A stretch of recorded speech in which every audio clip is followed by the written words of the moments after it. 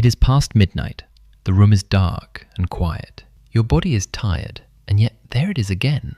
A conversation from earlier today, maybe from 3 days ago, maybe from a year back, playing in your head like a loop you never asked to start. You are editing it, replaying it, rewriting what you should have said, analyzing what they actually meant. And the strange part is, you were completely fine during the day. It is only now, in the silence, that your brain decides to hold court. This is not a random quirk. There is a precise psychological reason why your mind does this specifically at night, and once you understand it, the whole pattern starts to make a different kind of sense. During the day, your brain is busy. Meetings, tasks, decisions, distractions. The prefrontal cortex, the part of your brain responsible for executive thinking and emotional regulation, is running at full capacity, managing everything in front of you. But the moment external demands stop, the moment the phone goes down and the lights go off, something shifts. The brain does not simply power down, it actually becomes more internally active.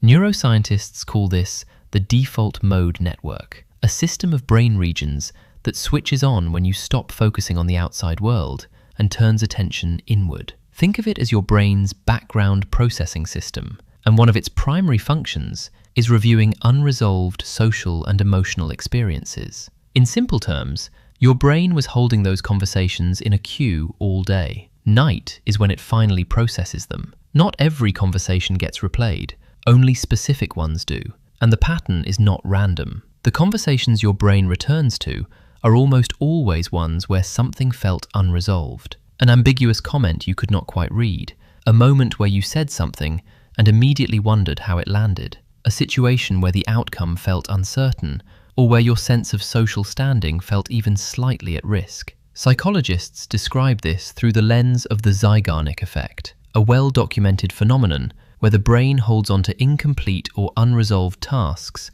far more persistently than completed ones. Your mind is not torturing you, it is attempting to finish something it perceives as unfinished. The replay is not pointless rumination, it is the brain's attempt to find closure on an open loop. There is another layer beneath this, and it involves the amygdala, the brain's emotional memory center. The amygdala does not distinguish between a genuine threat and a social one. A conversation where you felt judged, misunderstood, or caught off guard registers in a similar emotional register as a physical threat. And the amygdala's job is to make sure you do not walk into that situation unprepared again. So, it replays the scene. It runs simulations. It tests different versions of what you could have said. Not because you are weak or neurotic, but because your brain is doing exactly what it was designed to do. It is trying to protect you.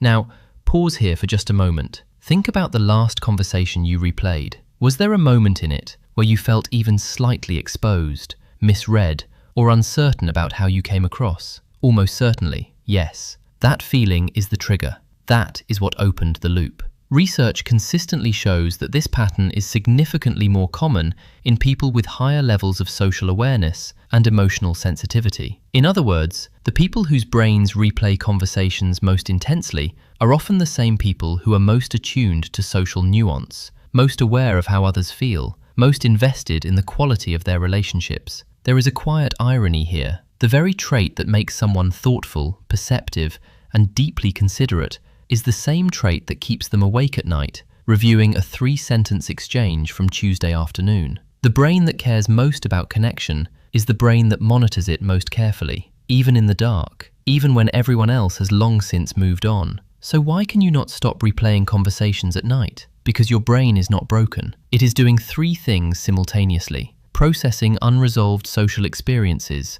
through the default mode network, attempting to close open loops through the Zeigarnik Effect, and running protective simulations through the amygdala. It is not weakness. It is not overthinking for the sake of it. It is a highly active, deeply social brain doing its job in the only quiet window it gets. The conversations that replay are not random. They are the ones that mattered enough to your brain to be worth revisiting. And that, quietly, says something important about the kind of person you are. A mind that replays is a mind that cares. The two have never been separate.